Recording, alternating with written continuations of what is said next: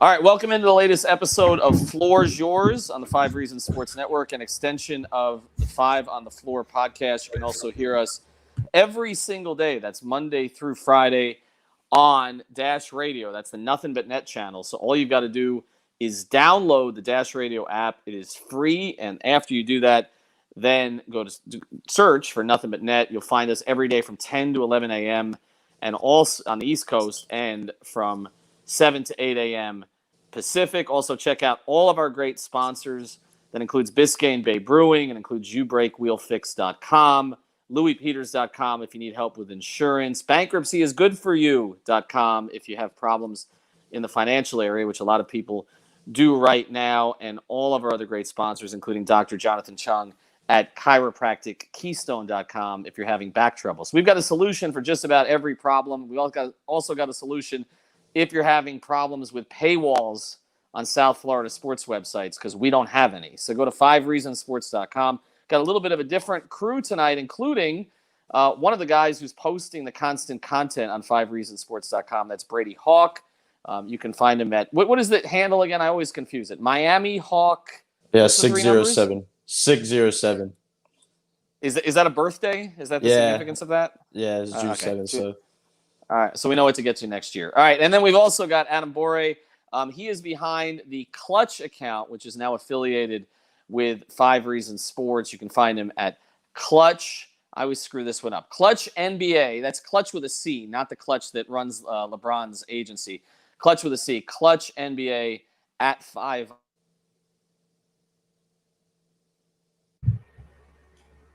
Do we just lose Ethan? So, no, you didn't lose Ethan. You didn't lose Ethan. I got a phone call, and I can't turn off those. We usually lose you when we get up to 5, but I'm actually here tonight, so that works out okay. All right, so let's get right to it. The big news today, the floor plan today, and we're going to take your questions. That's a big thing. That's the difference between this show and the other shows that we do on 5 on the Floor, where we absolutely can't do that. But the big story tonight is the schedule, because we already know who the Heat are playing in the first round. They're playing the Pacers. We now found out that it starts on Tuesday, not on Monday. So we've got an extra day to get ready for that. We are going to get you ready for that on 5 on the Floor. We're bringing on a couple of the reporters who cover the Pacers regularly. We're also bringing on Duncan Robinson's high school coach, which should be an interesting interview.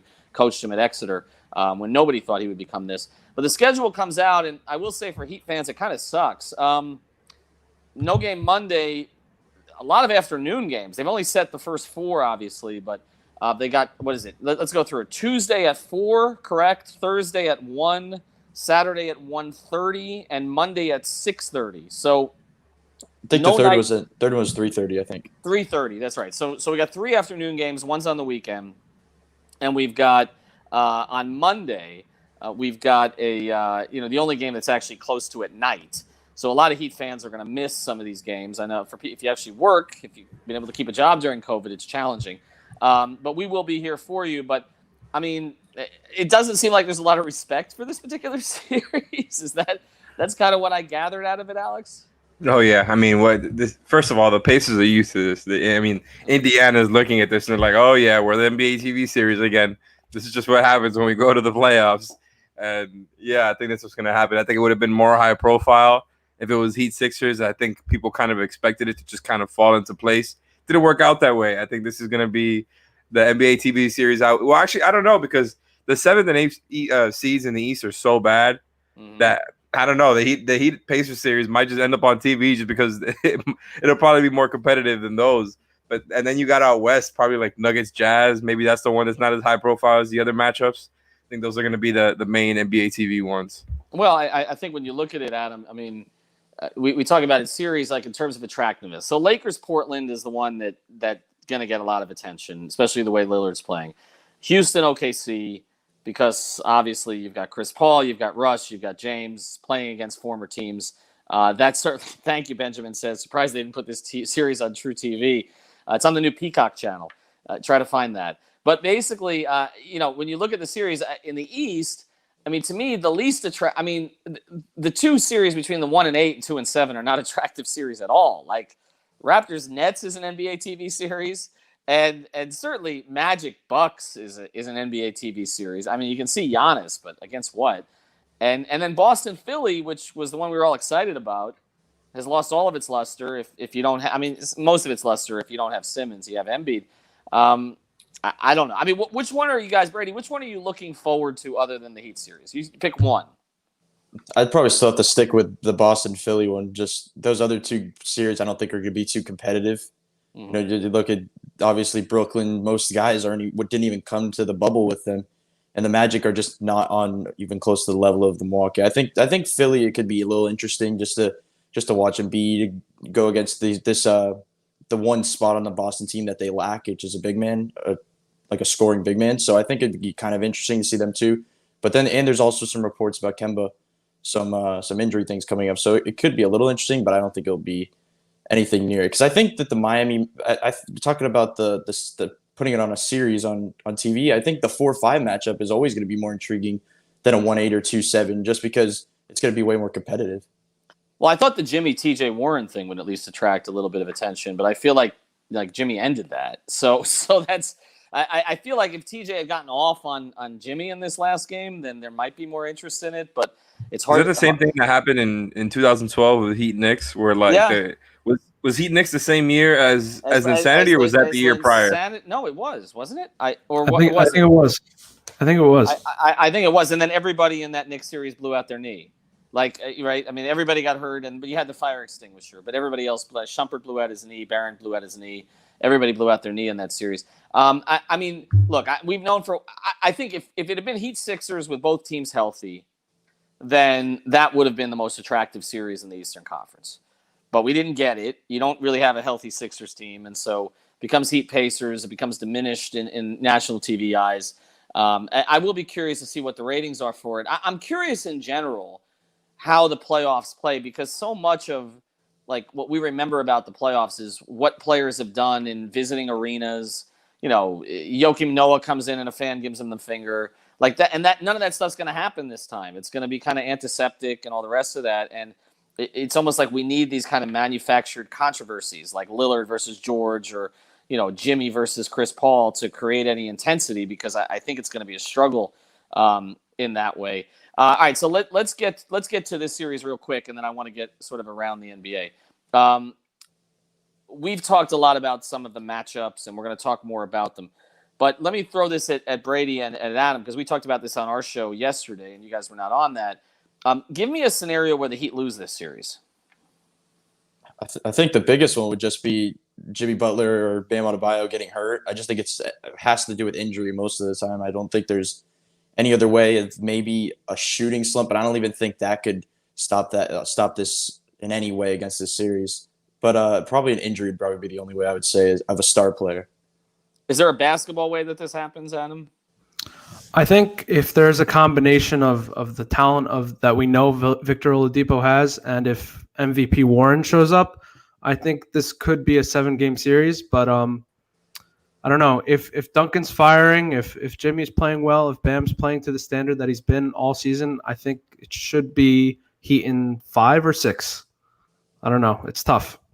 Well, the other part of this to consider too is you've been playing every other day on the bubble for a while, right? You're gonna have new distractions because now they're allowing for people to come in with plus more if you have children into the bubble. So it's a little bit of a circumstance. The Bucks are going to make quick work of the Magic if they care about that series at all. It does matter for the Heat to finish this quickly. I don't want to sound like cocky Heat reporter. You guys are cocky Heat fans. I don't. But it does matter to finish this in 4 or 5 games. You don't want to be playing into that second week, right? While Milwaukee is sitting there by the pool and playing golf. In the bubble without, and hanging out, unless you think that they're having their families around for a week is going to be a significant distraction and maybe gets them off their game. But I do think it matters. You don't have the flight. There's so much is different. When we talk about the playoffs, a lot of it has to come to, I don't want to have to take that extra flight. You always talked about that, the big three, try to finish off Philadelphia, in 4 games so that you don't have to fly back to Miami or don't, finish off a series. You don't have to fly back to another city. Well, that doesn't exist. You're stuck there. So it's not that, but I just think this has got to have been emotionally, physically grinding, especially as you came back into basketball after so long. You don't want this to extend any longer than it has to. Just get the second week by the pool. Yeah, I mean, honestly, that's the one positive about the Pacers kind of being banged up excuse me, I think it would have been a fun series if the Pacers were healthy. But yeah, like you said, if the Heat are gonna go into this Bucks series, I mean, unless they just falter and collapse versus this Pacers team, they absolutely should be in 5. By the way, if it goes to 6, I think that there's gonna be a game or two in there where they're just messing around too much. But because of that, they should get some time to rest before the Bucks. I think they're gonna really need that. I think they're gonna need to kind of rest and recover before having to put in 100% versus Giannis and forming a wall on every single possession and taking the beating that you play. I mean, that you get when you play Giannis, because that guy is out there playing physical as hell on both ends, 24/7 with the the unstoppable motor that he has. He does not slack, and honestly, it's better for the Heat that the Pacers are banged up. It really is, because playing a 7-game series and then trying to go and upset the Bucks, I think would be a really tough thing to do with this roster. Yeah, well, the other thing is the Bucks, as we've talked about, have a lot of older players who are going to really benefit from that week.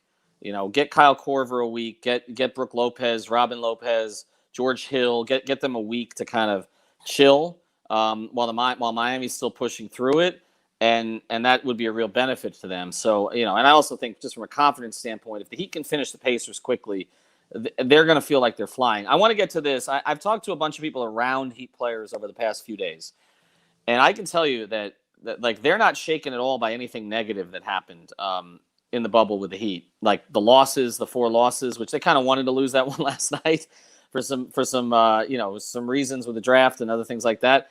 But I've talked to a couple people who basically feel like this team is not putting it on. They think they can get to the finals. They really do. And so let's look at that scenario. What has to happen? I'll start with you here, Brady. What has to happen, like best case scenario, for Miami to surprise everybody and get to the NBA Finals? What's the single biggest thing? Pick one.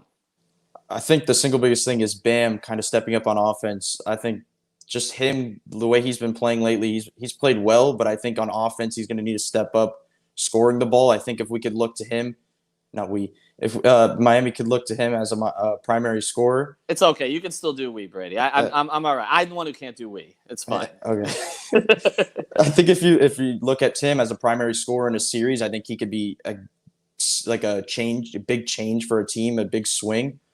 So I think that just giving him the ball in those scenarios, and I think the thing to monitor also with Bam is the fouls. I think that these early foul trouble that he's been getting into, I think that's something to monitor, especially in the Indiana series heading into the Milwaukee series, because you're going to need Bam for extended minutes in Milwaukee against Antetokounmpo and others. What is it, Adam? What's the one thing? I think in the games against the Bucks, probably getting Giannis into foul trouble in every game. I think if the Heat get him into foul trouble early in the games, then those are games you could steal. And you have to steal games against the Bucks, or else you're not going to pass. Alex, what's the one thing? Honestly, I think they're going to need to absolutely blow up shooting. And, I mean, they were already the first in the league. They were top 3 in the league in true shooting percentage and 3-point percentage all year. So it's already like that's their baseline. So it's just tough to say that they're going to need that to get to the finals, because they already kind of do that. But I think it's going to need to be a thing of, like, on a game-to-game basis, they're out shooting other teams by a large amount. And other than that, I just think Jimmy and Bam stepping up in the fourth quarter, because that's really what it's going to come down to. A lot of these games are going to be very competitive, especially versus the Bucks, and it's going to be about the best players and what they can do once the games start getting tough. And honestly, it's not just on Jimmy and Bam. Now we're seeing how much Tyler and Duncan mean to this team. And I mean, my God, Tyler and Duncan in the bubble have the double flamethrower lineup. I'm all in. I want to see what these guys do in the fourth quarter. I think it's going to take a lot of significant fourth quarter performances and a lot of outshooting the other teams, because I think if another team outshoots the Heat, they're done. I think most of the time it's going to be that simple, even if it is an oversimplification, because that is what their formula is based on. I think we're at the point where I'm taking Duncan Robinson for granted. And so I don't even think I need to consider him. And I think I'm almost at the point where I'm taking Tyler Hero's growth for granted.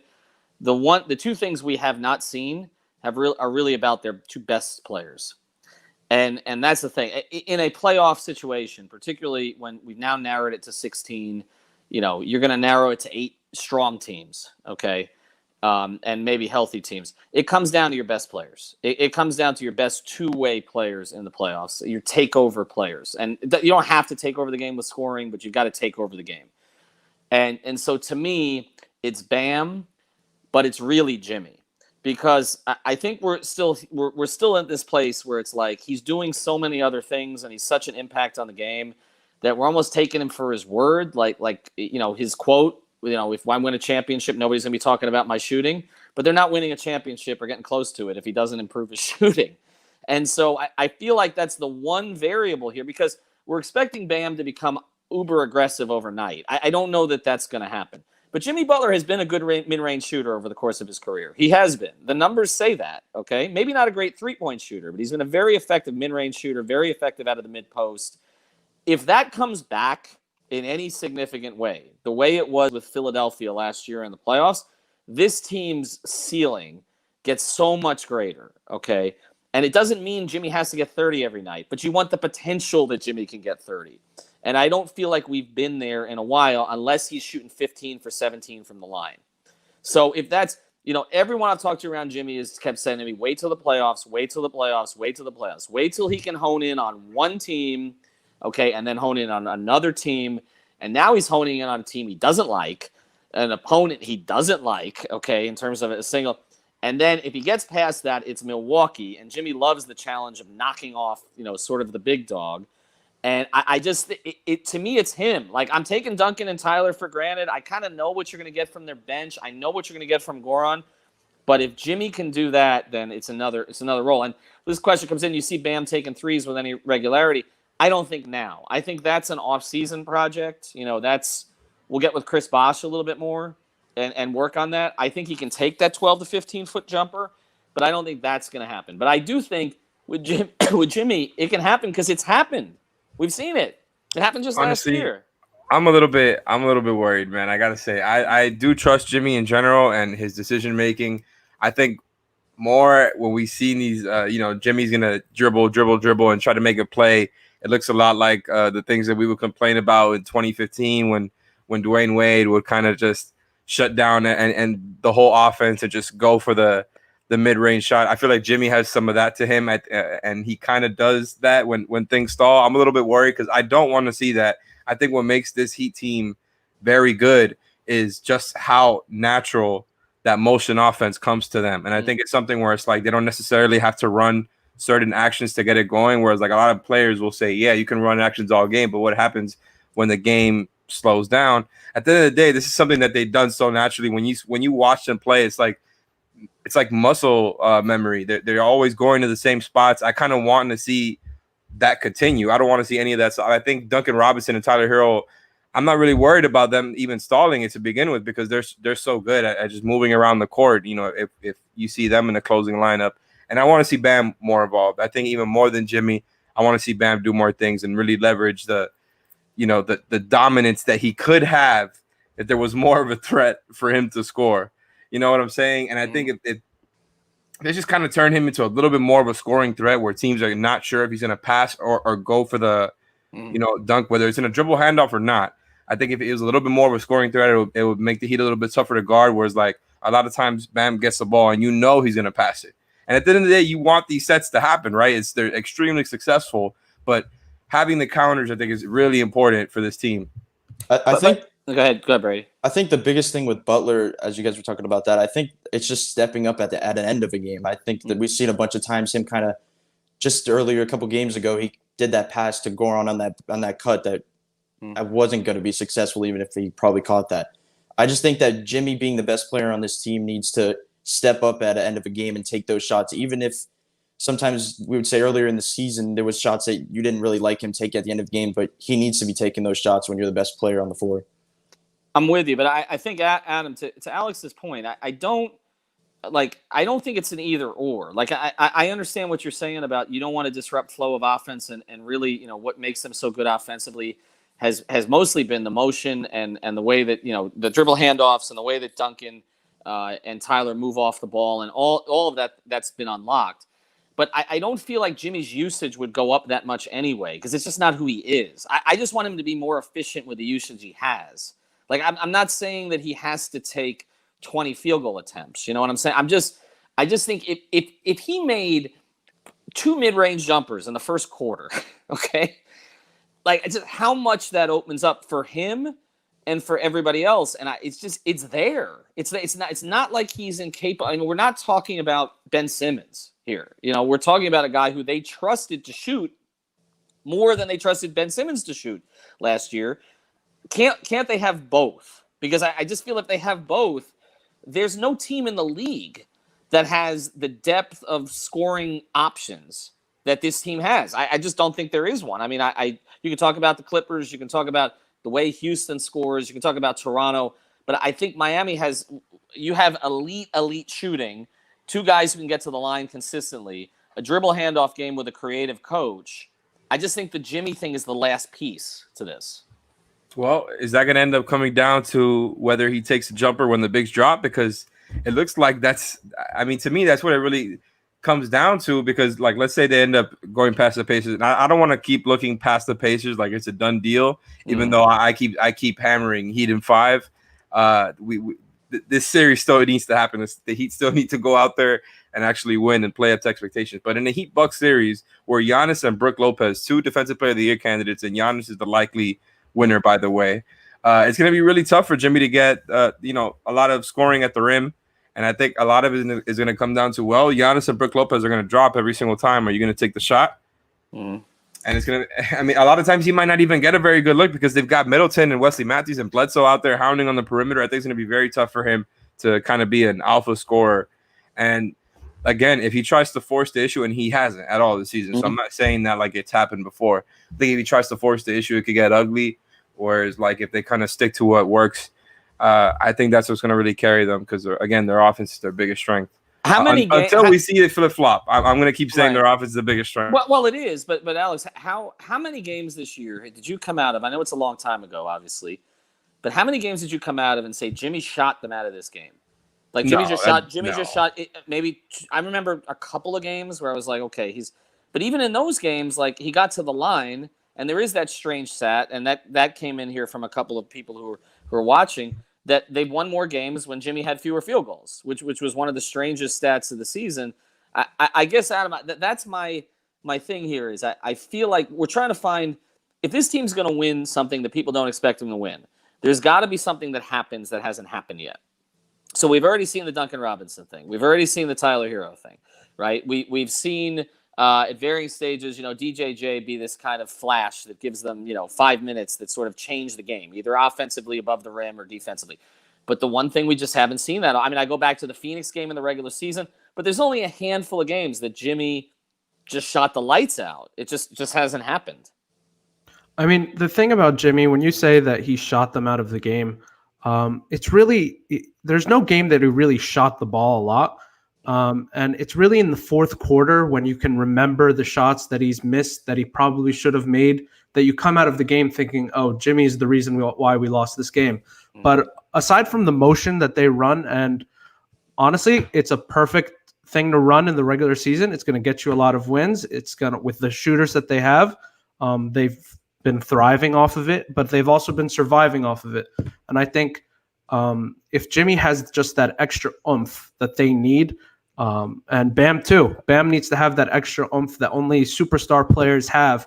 That is really hard to come by. That's the only way they can get past the Bucks. Because when you run the motion, teams know what's coming at them. They know Duncan's gonna curl off in the corner at the top of the key and shoot the threes. They know what Tyler Hero does, but you need that extra thing to come out from those two players to keep the defenses guessing. And I don't know if the Heat have that. All right, by the way, we got a lot of comments that have come in. We're going to try to get to all of them. We did get a comment from our friend Nikias Duncan that was just with 6 O's. Nikias, you're welcome to pop on here. So if you want to go, and somebody else is popping on as we speak. But you're welcome to pop on here with us. We did do an audible at the last second because we're not sure how many Biscayne Bay brews Alf has had at this point. So he's not here. So certainly come on and join the show. All right, I want to get to a couple of the comments. This one, because it's funny, we were worried about the three-point shooting at the start of the season, and now look, it is kind of funny if you look back at it. I mean, Hassan Whiteside going to Portland, we got shooters. They clearly have a 3 with Gary Trent Jr. Miami ended up being the best three-point shooting team in the league. Is there any concern, I guess, that you just have an extended cold stretch with this team? It hasn't happened often, but is there any chance? I mean, they've changed the rotation a little bit. Myers is out. He was a pretty consistent, although not a high volume 3-point shooter for them. Jay Crowder is in. He's way above where he's been over the course of his career, but I'm not even waiting for him to drop at this point.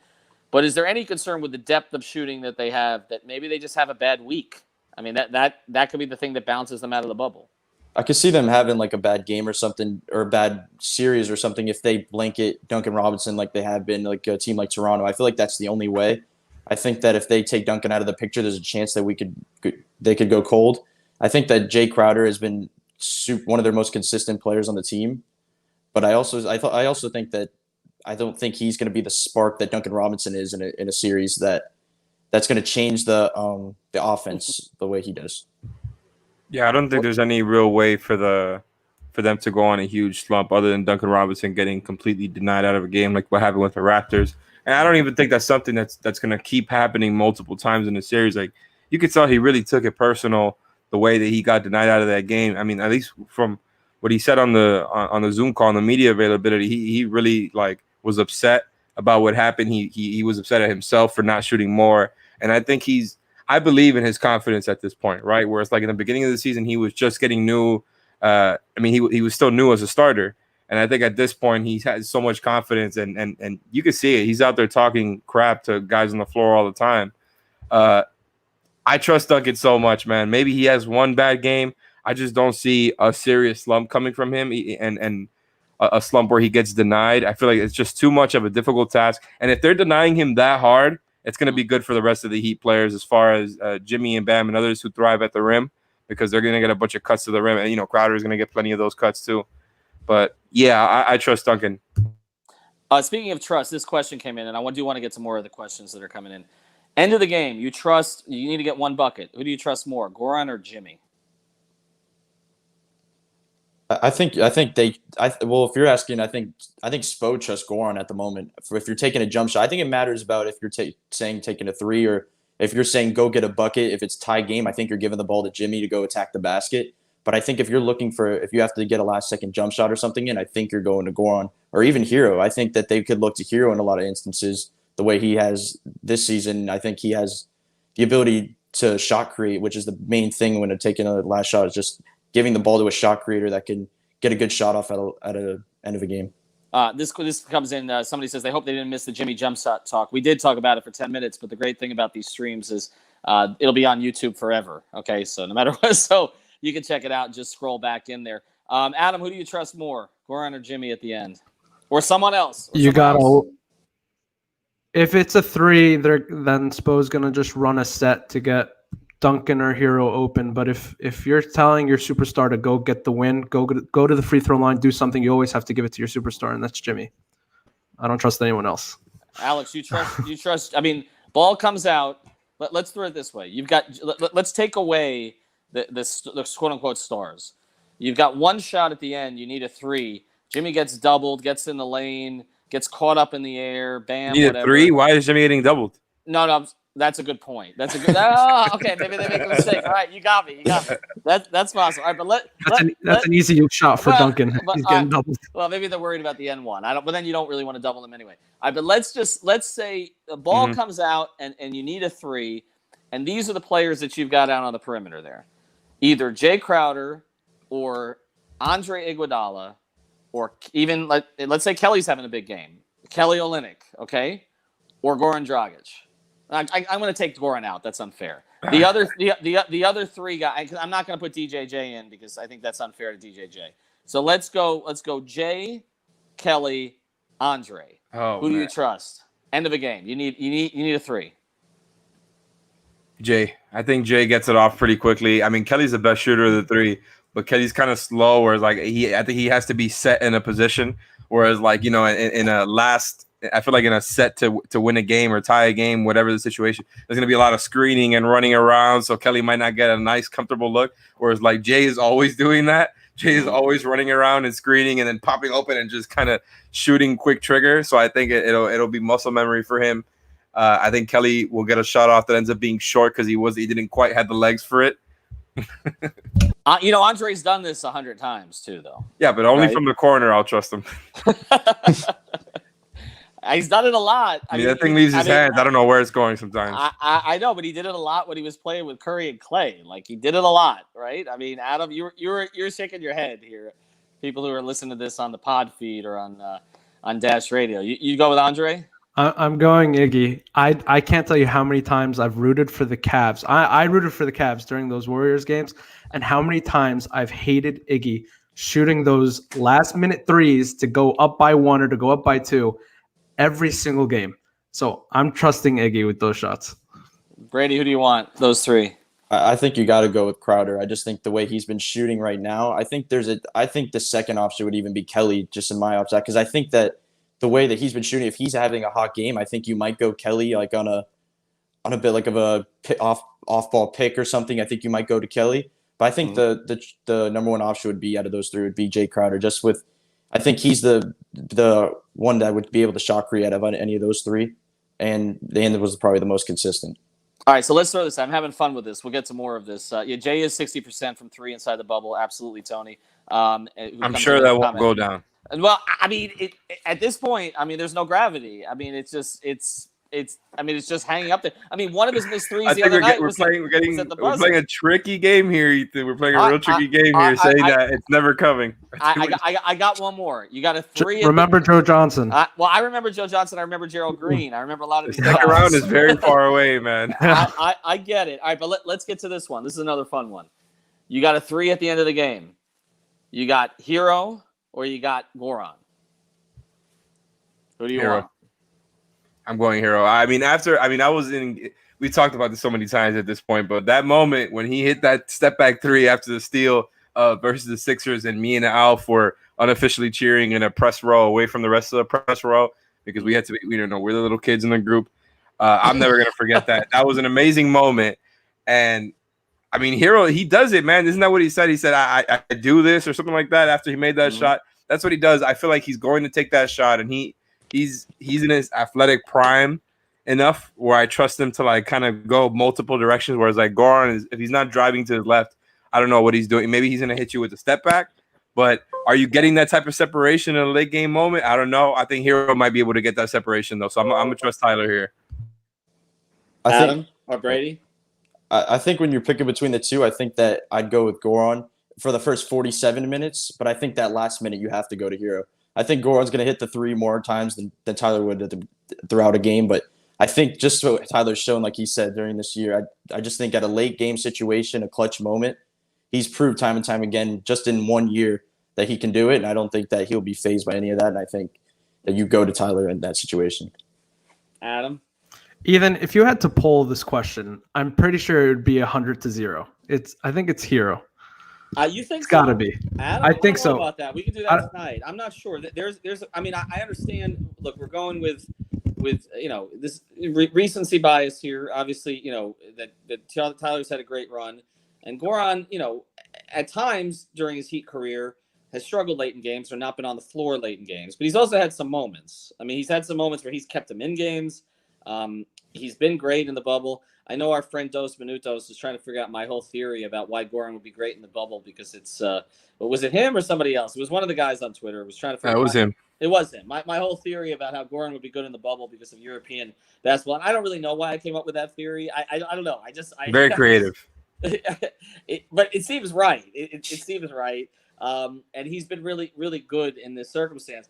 I don't think it'll be 100-0. I think it might be 70-30. But I've been wrong about polls recently. I had Steve Jones Jr. I embarrassed him in a poll because I told him it'd be 70-30, and it was like 99-1. The last poll I did with him. So I'm not quite sure about that. All right, let's go around the NBA a little bit. I want to get to some things that have happened here in the bubble, and obviously we got Adam here who runs the Clutch account here.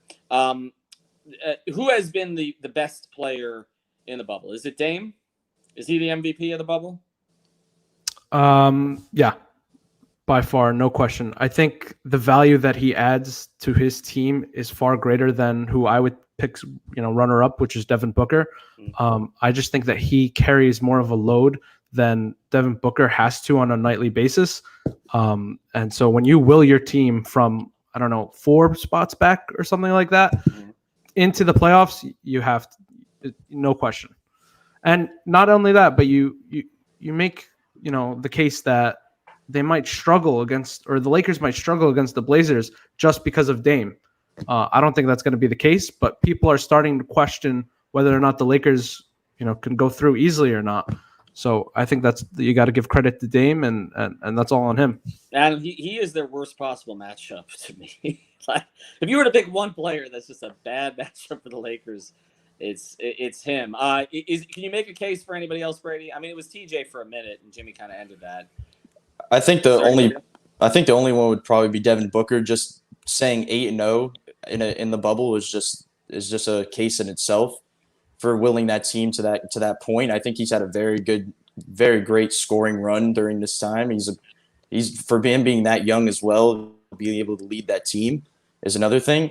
So I think the number 2 option of behind Dame would definitely be Devin Booker. Man, Alex, honestly, is there a third option?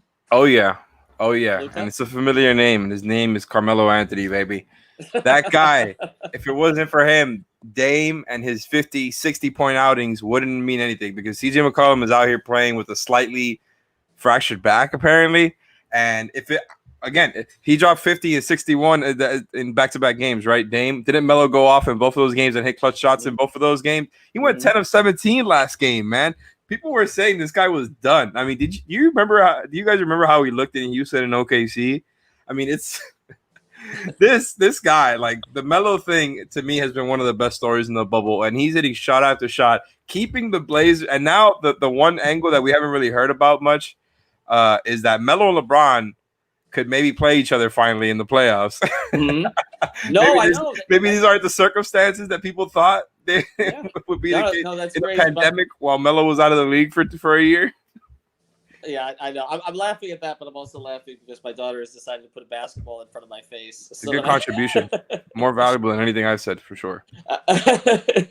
Has Melo hit a last-minute 3 in every close game that they've played? He's hit like 3 of them.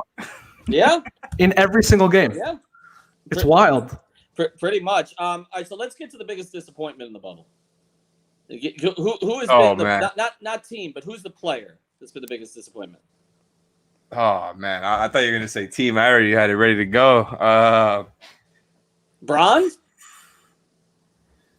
No, because LeBron is all about the playoffs, man. If this starts happening in the playoffs, then for sure. But this is something that's like, are we gonna even remember it if the Lakers are just like losing one game in every series until the conference finals? It's tough, right? I mean, I don't think Donovan Mitchell's played badly in the bubble. His team has not really met the challenge there. I mean, in the Eastern Conference, I mean, Philadelphia, I mean, I think Embiid's played well when he's played. I mean, he's I was going to say Embiid, but it's unfair. It's unfair because, I mean, he hasn't had Simmons and then he got hurt. So I don't think it's him. I don't think Oladipo's been great, but we didn't even know if he was going to play. Right. Toronto, I was looking at some of Toronto's numbers. You know who has been a little bit disappointing for Toronto, and I think he's got to get it together. Not in this series, because Pascal against Brooklyn. Pascal has not been great. He's averaged 16 on 39% shooting, and that's not going to be good enough for them. I understand what they've gotten out of Van Vliet, although he tailed off a little bit. Lowry's shooting was only okay, but Pascal needs to be better than that if they're going to go any significant way. I'll give you a couple surprises. Guys who've made money in the bubble, okay? Gary Trent Jr. Oh, yeah. Joe Harris has been incredible. Averaged 20 points on 60% shooting from 3. And, I mean, is there another one that comes to mind? Oh, man, I don't know the guy. Gary Trent Jr. I think any one of the Nets players made money.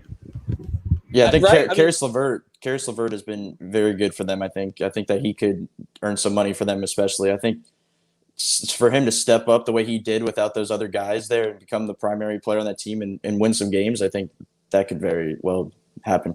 What does that mean kind of for their long-term future? I mean, for the Nets' long-term future? I think you figure it out once Kyrie and KD come back. I think you're going to have to wait to see how they mix in together. I don't think you could kind of tell right now. I think they're just going to kind of just ride with the way that this all fell together. And then next year, whenever they get KD, Kyrie, and obviously DeAndre Jordan, all those guys back, they're going to kind of figure it out then. And if you look at the Western Conference, I mean, is there a team there that has kind of emerged as having a better future maybe than we anticipate? I mean, it would be Phoenix, right? I mean, what do you read into Phoenix going 8-0? I see the Suns as a potential, 6, 7 seed next year. That's what I'm taking out of that. And I think that if they're off to a good strong start next year, they might be a buyer in the trade market. I also think that though Memphis might have been a little bit of a disappointment the way they came in, I think they're a very bright future to talk about. I think John Morant leading that team along with Jaren Jackson and Brandon Clark, I think those guys have proved to be very bright futures. I think the way that they're going towards, I think Justice Winslow returning is going to be a big piece for them, and obviously Dylan Brooks. I think they have a lot of guys that can become very good players, and they're heading in the right direction. I mean, I think this came in on the comments. I think with the Suns, Bridges looks like he's a player. I do think that some of these young guys, they've taken that step here that is typically taken at the next summer league. Sorry, I got this one. They've taken that step that's typically been at the next summer league, and I think we've seen that with the Heat also. And I think as we look forward, let's sort of finish here. And my daughter here is product placing with the hat and with the ball, so that's why I'm sort of laughing here. But does anything that's happened in the bubble, and we'll close here, does anything that's happened in the bubble change what you think is the trajectory of the Heat in terms of decisions that will be made going forward? In other words, has Duncan Robinson made himself untouchable? I think so for sure. I don't see them moving him in any way for any player. I think he's off the table. I honestly don't think that they should throw Tyler Hero away for nothing, as other people do in certain trades. But I don't think that they would even think about giving Duncan Robinson away. They'll keep him way more than they would any of the other young guys that they have. What do you think, Adam? I mean, have they both made themselves untouchable? Well, the thing about the Heat is I feel like they believe that, they already found one. They could go find another one. As unlikely as it may be, if push comes to shove on a certain player or a certain trade, do you really think that they're going to hold off on Duncan Robinson when, they feel that they could get a replacement Duncan maybe a year down the line, or if they scout a certain player they really like, So I don't know. I think all players except for, Bam and Jimmy are on the table for trades, but it would have to be a very convincing trade for them to pull the trigger. Both untouchable now, Alex? Duncan and Hero? I mean, honestly, I'm a little bit confused about this because they were already very high on Tyler Hero. Even going into the season before we saw Hero do what he did, they didn't want to give him up for Westbrook. They didn't want to give him up for Chris Paul. And we know it was a lot of the financial reasons. But that's a big thing to say, right? To be like, no, we're not going to do this for you. We can trade for one of these guys right now, and it'll probably take us to a different level. But we're not going to do it because we believe in him that much. So that tells me that after this season and after seeing what he's done in the bubble, they're only going to be higher on him. I think they have every reason to be extremely high on Duncan Robinson. I think it's going to be really hard to get them to trade him. I think they're going to be trying to get like others that they can throw. I think they're going to try to throw in anything into a possible deal for a bigger name before Tyler and Duncan Robinson. They're going to be like, here, we'll give you Kendrick, we'll give you KZ, we'll give you these picks, we'll give you Iguodala if you need another veteran for your playoff run. Just please don't take our shooters. These guys are special. I mean, Jimmy, Bam, and those shooters, I love that core. I think they should build around that. And if they could add somebody to that core, I think that would be fantastic, but it may just be a pipe dream at this point. Well, okay, so let's close here with the Dolphins the Heat on this one. This is why I got distracted because I did a Tua press conference today. Is Kendrick Nunn sort of off the table in another way now? Because we had talked about him possibly being the piece that helps you get someone, or sort of the sweetener piece. Leif has talked about that a lot. Like Kendrick Nunn at his contract, even though he's 25, going to turn 26, that he still had the potential to grow a little bit, and obviously going to be likely to be third in Rookie of the Year voting. But has he taken himself kind of off the table now as an attractive piece for other teams, or do you think that just doesn't happen over the course of a couple of bad weeks? I think there's a lot of these like lower level teams that could definitely use a Kendrick Nunn as a major scoring piece on their teams. I think that's the most enticing for teams is these guys that just need a pure scorer, because that's what he is. Even though he's in a slump, I think that you need a guy like Kendrick Nunn that can get you 20 a night. I think that that's something he could very well do. And I also think for the Heat for him being expendable, I think that with their draft pick being this year in the probably around in the 20s, I think there's a way if they want to move Kendrick Nunn, I think there's a lot of replacements for him if they would want to look that way and try to get yet another guy that can be replacing a guy that they're sending out. Yeah, Kendrick Nunn's trade value is probably at its lowest as a very good starter for the Heat and a very good scorer and all of that. I really don't know, man. I gotta say I'm skeptical. I've been very on both sides of this about whether or not you trade the young core for one of these guys that we keep talking about, Oladipo or Mitchell or Beal. I'm on both sides of this. I think the Hero and Duncan stuff for what they've done in the bubble has made me kind of move even further away from that. And then what's happened with Kendrick Nunn, where he's gone the opposite way while the other guys have gone up, it's made it harder to be like, okay, you can't have these guys, but you could have him because, I mean, I think he's going to have to prove himself again. And I'm not saying that, what happened during the season is a fluke or anything, but I do think teams and scouts, after seeing him all season, kind of realize that he's somebody who was able to average 15 points a game because of playing next to two All-Stars and basically just soaking up a lot of easy shots, and I guess a lot of, I think, drop opponents where it's kind of easy for him to get good looks, whether it's at the three-point line or whether it's a pull-up game. And the pull-up game is very important to the Heat, but it has to be a good fit for another team. I don't really know if you can sell him as the main piece in a trade for a bigger guy. In fact, I'm extremely skeptical that you could sell another team with Kendrick Nunn being the main player from a trade. All right, let's finish this up here since we got a couple guys on that aren't typically on five on the floor. Alex, I think we're going to wait to make our picks until Sunday night when we bring everybody on that show. We're going to do this kind of double show with Scott Agnes and also with J. Michael Falgus, both of whom cover the Pacers, and we're going to have everybody on and kind of discuss that. So let me give Brady and Adam the last word on this one. Heat in what? I think it's going to be Heat in 6. I think that you look at a way, I think that's going to not be as close as it sounds in 6. I think that they'll probably win the first 3, then drop 2, and then finish it out in 6. I could kind of see that happening. I think that the way they're going to have to do is just, like Alex said earlier, just continue to shoot. Just that's the only thing that you can't do. You can't be lackadaisical on the offensive side. They've shown that they can play defense as well as anybody in this bubble, which was the big issue that people were looking at. I think they just got to continue to shoot, and then they'll probably end up winning the series. Adam? Yeah, I agree with Brady. I'm going Heat in 6. I think they're going to start out the games like they did against the Hornets a few years ago. They're going to start out 2-0, 2 big blowouts, and then they're going to lose, 2 and have to grind them out in the end. But I think Heat in 6 is a good prediction. I don't know though. It could be as easy as Heat in 4. I mean, we don't know how TJ Warren's going to come back, if he's going to play the first game. I think he should and he will, but we really don't know what's going to end up happening because everything is new. Any prediction that anyone has is really a mute point. It's however far these players take their respective teams. All right, Alex, I'll let you do this one.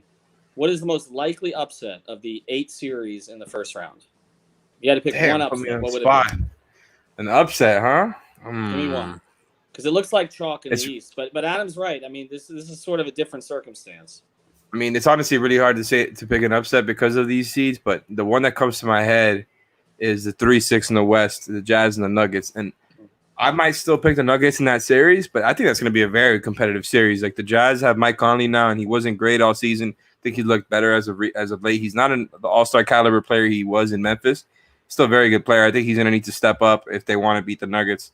Them without Bogdanovich has been very tough on their offense, which was their problem to begin with, which is why they brought in Bogdanovich and Conley. So it's going to be tough, and the Nuggets have been a very good defense. But, I mean, we saw that this Jazz team with a rookie Donovan Mitchell eliminate the Paul George and Russell Westbrook Oklahoma City Thunder. Why not this Nuggets team with, let's say, one all-star to superstar type player and a bunch of other very good players? I mean, just off of that logic, that makes sense in my head. I think the Jazz have a very good defense. Defense wins in the playoffs. So I could see that happening. I mean, Jazz Nuggets would be a pretty significant upset the way the Jazz have played. I would think, right? I mean, would OKC Houston even be an upset? If Westbrook's OKC not won, 100%?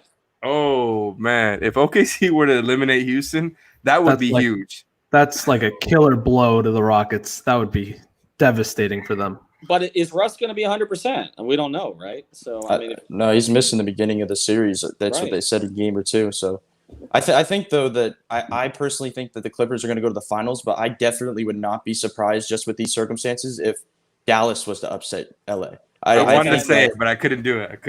It's a bad matchup. I don't like that matchup for them. I think that Dallas could very well.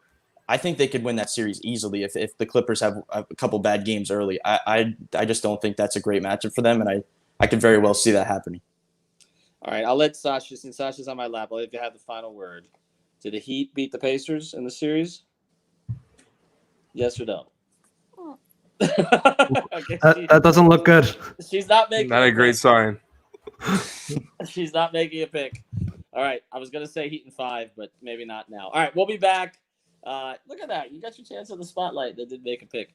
We'll be back with 5 on the floor on Sunday night. Like I said, we're going to be talking to Michael Falgos and also to Scott Agnes. And then on Monday, we're going to be talking to Duncan Robinson's coach at Exeter. We're going to have all the picks and everything like that. We're going to be doing live streams before every game, before floor for 30 minutes. We're going to be doing post-game streams, post-game pods. And again, check out Brady's work on 5reasonsports.com. Also check out Adam on the Clutch NBA at 5R account. Thanks for joining us.